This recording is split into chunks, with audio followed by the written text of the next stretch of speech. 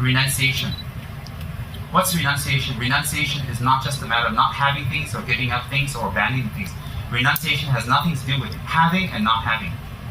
Renunciation is a state of mind where we have grasped, in short, all right, we have grasped and understand the nature of phenomenon, or the nature of existence, the nature of our bodies, the nature of our surroundings, the nature of our friends and what we have.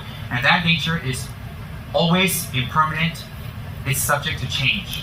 It's subject to change, it's impermanent for the reason that the causes, the conditions that make these things manifest around us, including our bodies and our friends, are impermanent. So when one of the conditions are removed or changes, then what we experience, what we have, changes completely.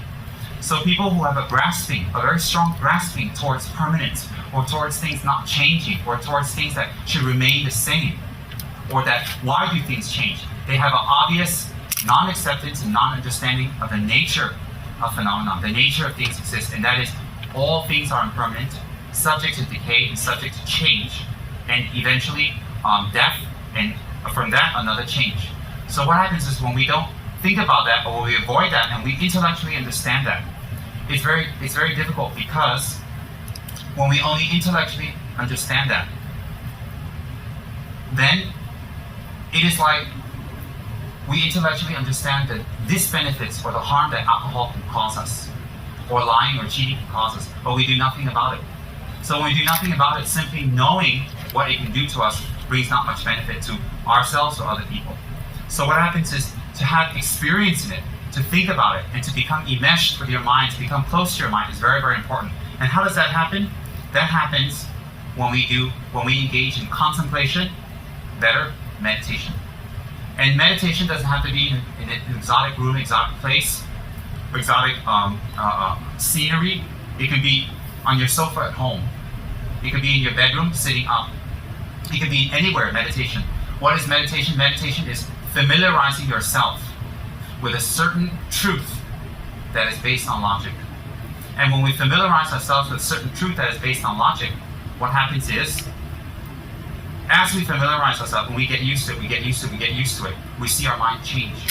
We see our mind become detached. We see our mind starts to renounce. When our mind renounces or detaches, it is not we don't care about the people we love.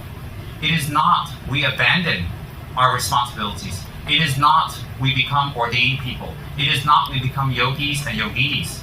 It is not that we completely let go of what we're supposed to do. The state of renunciation has nothing to do with the physical letting go. It has nothing to do with the physical abandonment of what we're supposed to do. Renunciation is the realization and complete attainment that we will not be affected when things change. And when things change, we accept it. Easier said than done. When it's accepted and it's understood, and it becomes a part of our lives, when our bodies start to decay, when we start to become old, when our hair changes color, when we become sick, when we lose our vibrancy, when we lose our husband or wives, when we lose our friends, if we lose our money, if we lose what we're used to, what we're comfortable with, if we're used to praise, whatever it is that we're used to and we're comfortable with, when we lose that, of course it makes us sad, but it doesn't devastate us, it doesn't destroy us, and it doesn't make us do things that would make it even worse than it already is.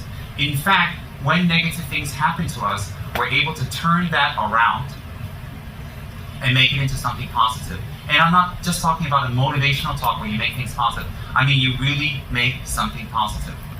Totally positive. Example, the High Lamas of Tibet. I mean, really the attained Lamas and the attained people. It isn't just Lamas who are attained. There were a lot of attained men and women. When Tibet was lost, everything was taken away. Their identity, their names, their family were killed off. They're completely taken away. Even their climate, they had to go to subcontinent India. Their culture, their language was completely abolished, and everything having to do with Tibetan uniqueness is not allowed. Everything having to do with Tibetan culture, and Tibetan writing and reading, and arts and crafts and knowledge and scholarship and Buddhism, anything having to do with that was completely abolished. And what happened was that people in Tibet who didn't come to the realization of impermanence and change, they suffered tremendously. Suicide, or they even retaliated, they fought back, which was futile. But the people who were highly attained, for example, His Holiness the Dalai Lama, or His Holiness Kajik Tsem Rinpoche, or His Holiness Kajik Som Rinpoche, or His Holiness Kajik Lingdo Chang.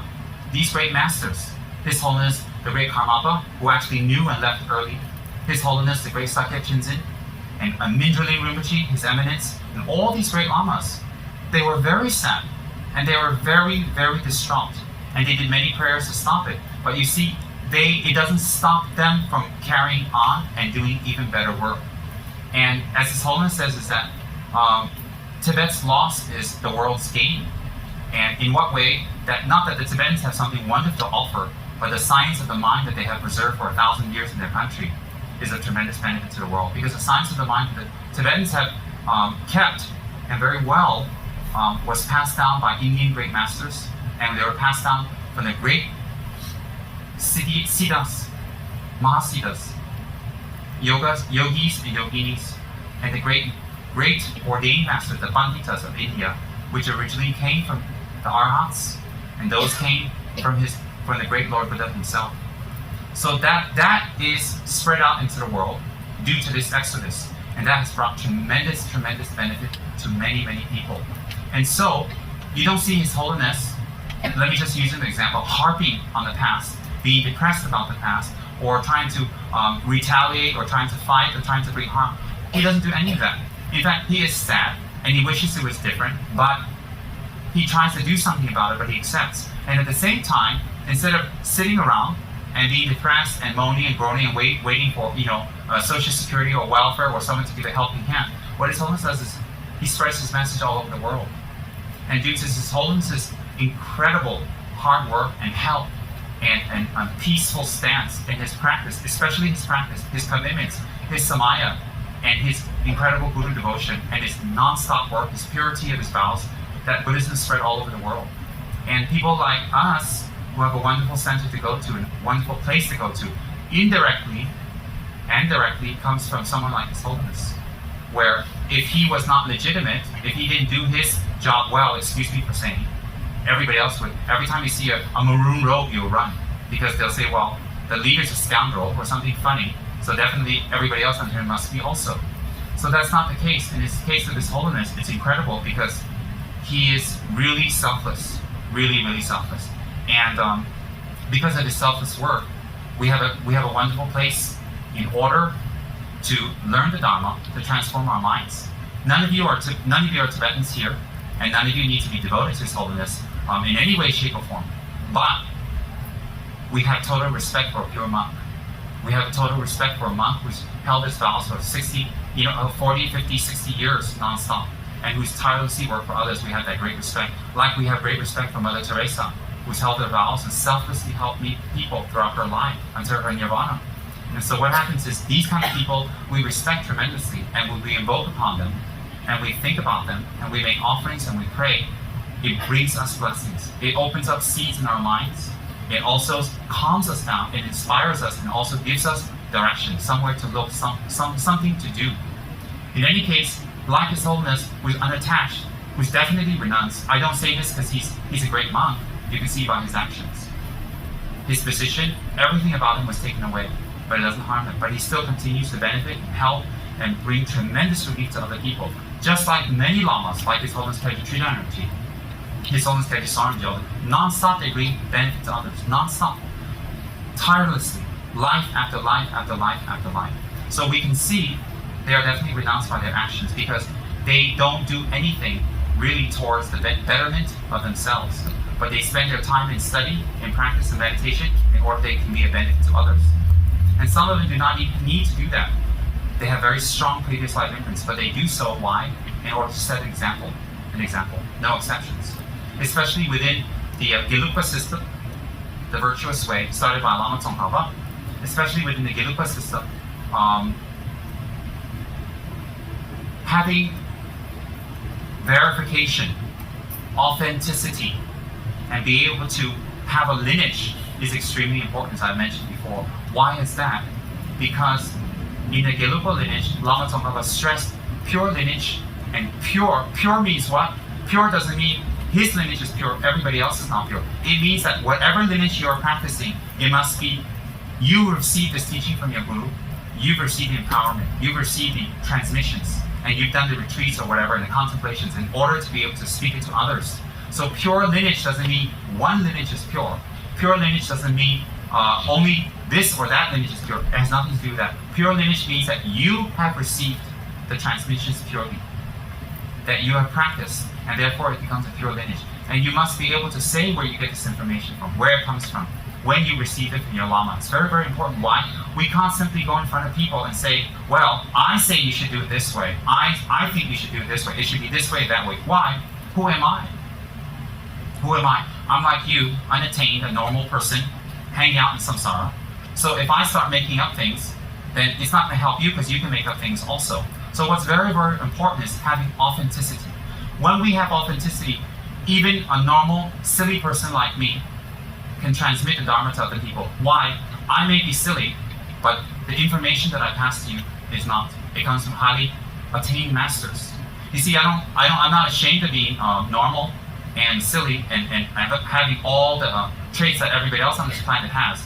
But what I am very rejoiceful about, what I'm very happy is that I've received pure lineage, pure teachings from unequivocal masters, the last of this century.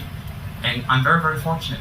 And I come from a very wonderful monastery that is authentic, that is incredibly, incredibly beneficial, and it's been existing for 600 years. So in that way, when we practice renunciation, when we have renunciation, it is not a matter of, you say to your wife, bye, I'm renounced. I don't need to take care of you anymore. I don't need to give you a back rub. I don't need to pay your bills. You work for yourself, because if I work, then I'm not renounced, so I'm renounced now. And then the wives don't say to the husband, well, you know what? I think I'm going to go out there and be unattached too. And not take care of the kids, not take care of themselves, and just let it all go. That's not renunciation. And then some people use renunciation very conveniently. Very, very conveniently.